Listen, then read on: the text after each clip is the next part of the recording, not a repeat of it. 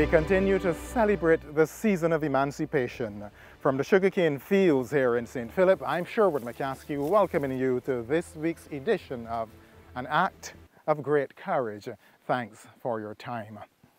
Today, we shall take a look at the activities that are occurring here in St. Philip, further afield in Barbados, and around the world, those events that are giving rise to the rebellion. There was almost a concentric circle of revolutionary change going on. French Revolution, that changed Europe in terms of how people thought about society, etc. In Barbados, my friend has written significantly, again picking up the information from Schomburg, but Carl has written an article on Salmagundi versus Pumpkins. What I'm not sure is that he carried through sufficiently what the implications were. The Pumpkins was the name given to the top planter class people in Barbados. The Pumpkins had been in control of Parliament, the largest plantations, their children at Oxford, Cambridge, Eton, Winchester. They control Barbados.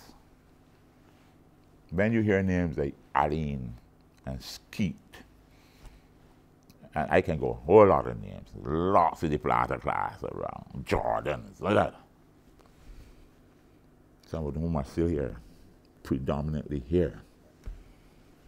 They used to go back almost systematically to be MPs for years. Father gone, son come, brother come, and they're running all the, any one of the different, if you want to call them parishes, constituencies at the time, because we had parishes, you were running for parishes.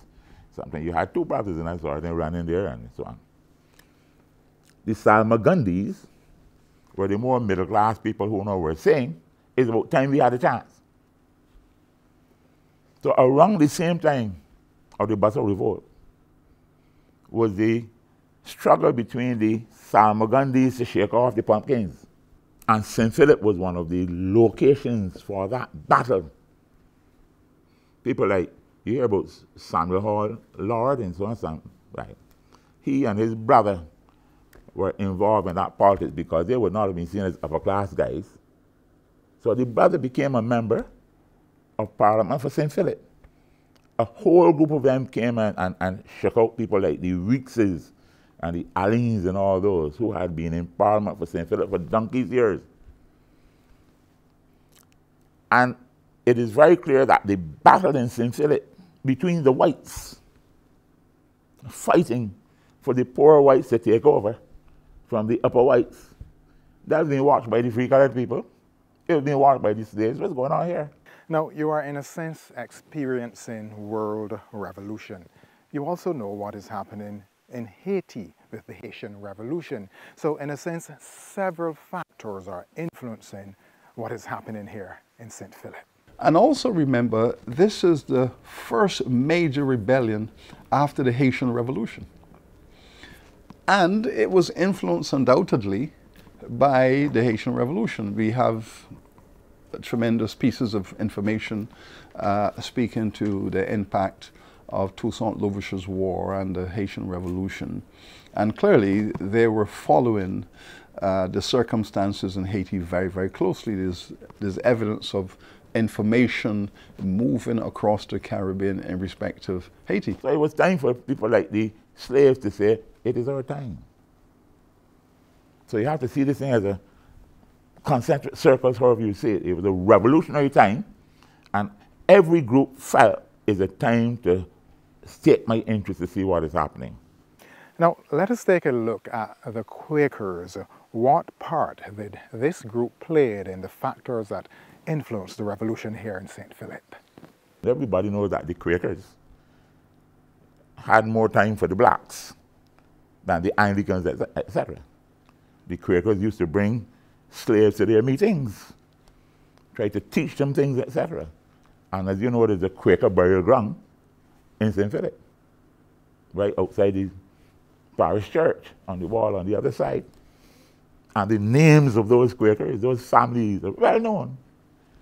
And when I looked at it, there are so many Quaker families in St. Philip, in the area where the revolt took place, that I'm saying it was a predisposing factor in terms of why that revolt happened up there. The slaves had been treated a certain way, and therefore they were very concerned when they were being treated less. Now, what the whites did to disprove that it was anything happening at the plantations, got the manager, who I learned was one of the most cruel managers in all of Barbados, a man called Thomas, to give evidence. Oh, they had food, more food than any time before. But mistreatment of slaves might not be that you didn't feed them. It might be that you punished them excessively. But what bothered me is that since these investigators were looking at a claim that something happened on the plantation, I would expect them to ask the manager specifically deeper questions, but they did not. So that record will not really show anything that will counter what you can draw from learning that Mr. Edward Thomas was a cruel master. And he might have been beating people on those plantations and doing certain things that would not be acceptable. Essentially, historian Bobby Morris is looking at things that have not yet been examined in the Bussa Rebellion. Sir Hilary Beckles weighs in on this point, and he carefully details what we were made to believe. If you begin, probably at the beginning, as far as the written record is concerned, one of the most effective features of colonization is that the colonizer gets to write the record. The colonizer gets to not only create the documents that we are forced to use in reconstructing the past. They create the records. And importantly, their records are characterized by two structural features. One, the colonized people are always without a mind. The colonized people are emotional. They can become erratic from time to time. Yes, they do respond to the subordination with occasional acts of violence. Yes, they can become ferocious as an emotional response to a particular situation. For example, you deny them better nutrition, you interrupt their domestic arrangements, and they could become very aggressive on an individual basis. So there is a perception of the colonized as lacking a philosophy, that is, a vision of the world. They lack the organized intelligence to effectively plan a complex and sophisticated movement. And also, they really have no interest in being the masters of their destiny. That as colonized people, their inferiority has to do with their willingness to be led, to be catered for, to be looked after, in a childlike kind of relationship. So the colonizer writes the history like this, and what we had in Barbados was a history that sets out all of those things. One, this was not a revolution. This was a small riotous skirmish that took place in the center of St. Philip. And okay, it's a small group of disgruntled people, which you would expect, reacted to specific circumstances in the parish and so on. So it's a small affair. Nothing of any historical significance in the terms of Barbados's journey through time. Nothing of any significance on the Caribbean scale, and nothing of any significance certainly on a global scale. Okay, this is a small skirmish on a few estates and so on. So the history proceeds, or the history that we received written by the colonizers, proceeded on that basis. Fine. So in the midst of this, there was no need to ask the question, who is the intellectual leader? Who is the military commander? Who is the person who has planned this thing? What is the nature of this consciousness that has generated a political movement to destroy a system and to replace it with another system? You don't have to ask those questions because that is not what happened. So therefore, Bassa and all of the other men and women who put together this very sophisticated, highly organized, structured movement, arguably the greatest movement in the history of Barbados, because Barbados has never seen anything like this in terms of scale, in terms of objectives. So Bassa then becomes a very watery figure. This Bassa rebellion is not an ad hoc affair. This is a rebellion that is meticulously planned over a substantial period of time. Our enslaved ancestors, the leaders among them, the rangers, the drivers, the carpenters, the elevated craft people on the plantation, the blacksmiths, these are the masterminds of the rebellion in collaboration with some free-colored people who we had a class of free-colored in Barbados, you know, the children of white enslavers who would have raped enslaved women. We had this class of free-colored, many of whom had been discarded, abandoned by their white fathers, and who had a resentment against that plantocracy. And some of them found common cause with the enslaved blacks. So we have this rebellion being planned. These guys are meeting, sometimes there are weekend dances on different plantations, and they're traveling to these dances where they're not only disporting themselves, but they're using them as planning sessions. But Bassa, we can't fight Massa. Massa got musket. And we got Maine. True. Bassa got a good point there. It is more than them. All we gotta do is organize all the slaves, and we can overthrow the planters. But how we gonna do it? Leave that to me. I've been working on it 3 days now. And the plan I got, I believe it can work. And in the midst of this, the Africans used all of these social networks and cultural activity to create the circumstances for planning. And we know a great deal about that. They're often funerals. They're often funerals because, bear in mind, each plantation is like a little village in itself. And on each plantation, you have the slave burial ground. Africans are always dying. I mean, your life on a plantation is short. And there are funerals, and they're meeting at funerals in the slave burial grounds, and they're using these occasions as an opportunity to plan. So this is a meticulously planned rebellion. The other thing is that sometimes people say that Bassa was a driver. Bassa was not a driver. Jackie was a driver. Bassa was a ranger. And we have to be very clear in terms of job titles and what they did. A driver is the man who looking after the first gang and all those gangs. He's a powerful man giving instructions, etc. You can always say that he was part of the plantation rulership, management. So he was trained when those fellas turned around and led. Jackie and those fellas were drivers. Chief mastermind is Bassa.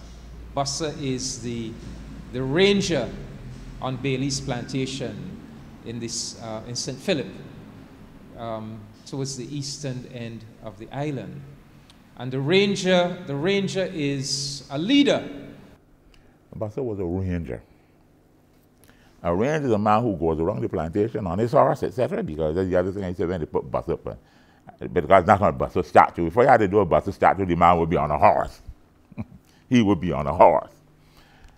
The ranger goes around the perimeters of the plantation to make sure that nobody's getting away and breaking out and that sort of thing. He also has authority to run messages. So if the manager wants you to go from his plantation and go over to Golden Grove and carry a message or where else, it's the ranger who did that. He was a ranger. The ranger is a leadership figure. But the driver is the more powerful man on the plantation. He's the person who tells you you're working there or there or there, etc. So there's been confusion in the history where people are saying that he was a driver. He was not a driver. He was a ranger. Now, in close proximity to Bailey's is yet another plantation. And on that plantation, you would find a driver, Jackie. Jackie becomes the right-hand man of Bussa. He is responsible for maintaining discipline on the plantation. Exactly who was Jackie and what role did he play? So while I went to Bailey's and to lectures in the first article, I went now to Harrow, the home of Jackie now, because I'm convinced that Jackie was just as important as Busso. As a matter of fact, Jackie used to send instructions to Busso. I have not seen any source that said that Busso sent instructions to Jackie or anybody else. So we might have underwritten the importance of Jackie. Jackie was a serious man. Jackie was saying, look, tell Bussa Bailey that if he doesn't bring out the people up there, they'll be coming for him. Bussa did not have full control of who would come up with him. And that is understandable. Every slave isn't going to be revolutionary. If Clement Paine felt that he would got the whole Barbados behind him, he would have been a real fool. Because most people are conservative. They don't want to lose what they have. There's just a few radicals. So I'm trying to put all this in a context and build a real history, not what people have in their minds, but the facts, the details, and so on. Featuring prominently on this plantation, that is Bailey's plantation, and in the preparation was what is regarded as the female intellectual author of the ideology of resistance. Nanny Gregg. Nanny Gregg, a so-called domestic slave. She's literate, she can read, she's reading the newspapers, she is listening closely to the white planters, their conversation, and Nanny Gregg is the one spreading the ideology of resistance. She is saying to her enslaved brothers and sisters, look, there's a place called Saint-Domingue, Haiti, where our people got their freedom, but they had to fight for it. We have to do the same. We have to do like they did. And she's telling them, based on the intelligence that she's gathering, that there's an abolitionist movement taking root in England, and that there are people agitating for the abolition of slavery, and that they, the enslaved in Barbados, they have to take matters in their hands. First of all, she counsels that they have to strike. In a sense, Nanny is celebrated as the first trade unionist in Barbados. Perhaps the unions should all engage in some research and examine the fundamental role that she played here in the Bussa Rebellion. They have to stop providing labor. And then she becomes more militant. She says, but we have to go beyond just stop providing labor. We have to do like our brothers and sisters did in Haiti. And if we make that gesture, if we fight, we will get our freedom. And I think what she had in mind was that the combination of military resistance in Barbados by the enslaved, in combination with the abolitionist efforts in Britain, that was going to secure the abolition of slavery. Historian Bobby Morris sees it differently. He apportions it to the need to place a female in the center of the stage and for her to be celebrated.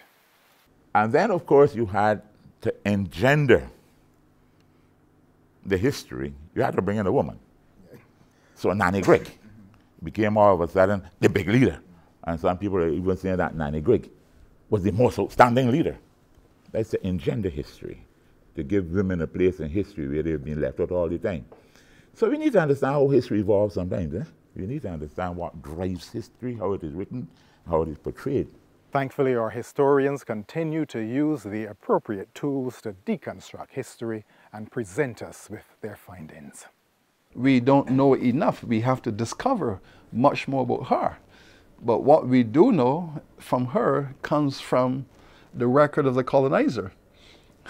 And they said that, you know, she was the ideologue. She was the one who was literate. She understood, she could read the newspapers. And all of this stuff about the Haitian Revolution that was in the Barbados newspapers every day. She's taken that knowledge and she is disseminating that knowledge through the slave society. And the men who are involved in the military command of this revolution are in touch with her. They're visiting her.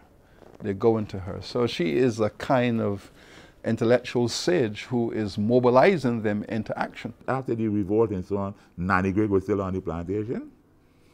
Now, if Nanny Grigg was this terrible leader, etc., you think they would have let her live? And then you ask the question, but how could Nanny Grigg read and write and all those sort of things? I mean, even a lot of white people can do that. So she had to be somebody's favorite slave.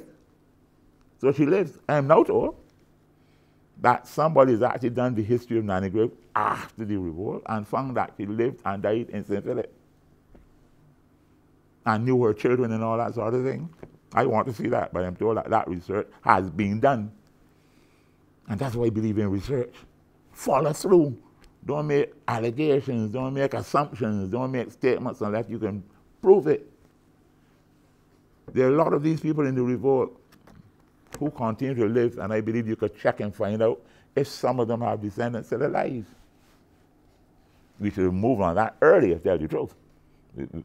That's not what we've done, but you can still go back and try to track. If that work has been done on Nanny Grigg, and she lives well into the 19th century, and had children, etc., put it out there so Barbadians will know. And they must not feel that she was destroyed because of her military position. And you have to interpret, if she wasn't, why was she allowed to live a normal life? These are issues that we have to discuss. We cannot attempt to fake history.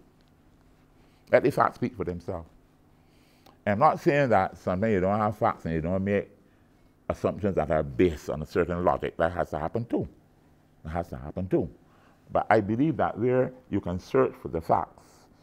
And remember, to me, history is not only about facts, because it's about interpretation of facts too. That is true. History can't be on facts. If not, it would be a very dry subject. A very interesting point there being made by historian Bobby Morris, bringing history to life, giving life to history.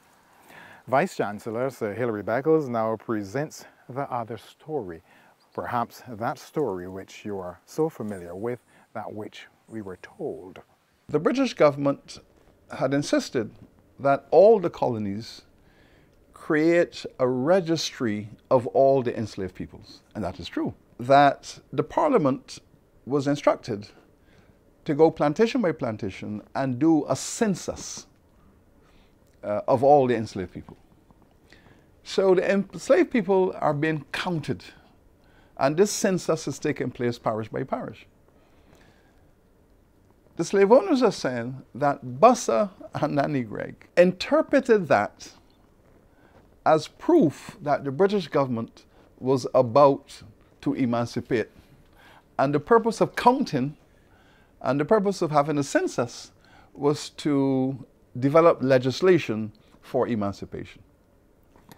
Now, the reason, of course, for the census was that the slave trade had been abolished from Africa 7 years earlier, and the slave owners in Barbados were illegally importing Africans. So if the slave trade is abolished, and it's a crime to import slaves into the island, but the Barbados slave owners were illegally importing because there's contraband, there's always contraband. So the contraband slave trade is still active, and the Barbados slave owners are buying these contraband Africans. The purpose of the census was to be able to identify if there are new Africans arriving in the island, who they are, who's buying them, and where they're going, so that the slave owners could be prosecuted for buying black market Africans. That was the purpose of the census. But Bassa and the other leaders argue throughout the society the reason why we are being counted is because the British government is going to legislate emancipation. So imagine that's 1814. So this is 1816. 2 years have gone by and the emancipation has not come. So therefore, we have no choice but to take the law into our own hands. And that was the rationale that the slave owners gave, that Bassa and them decided to tell all the 83,000 Africans in Barbados, the British government wants to emancipate you, but the slave owners in Barbados are blocking it. And if they're blocking it, what we must do is to carry out the wishes of the British government and free ourselves. So that was the rationale that they give for the rebellion. Here's where we bring this program to an end. I'm Sherwood McCaskey. Do continue to enjoy the season of emancipation. Until next week, when we come around again with yet another program in the series, An Act of Great Courage, it's goodbye for now.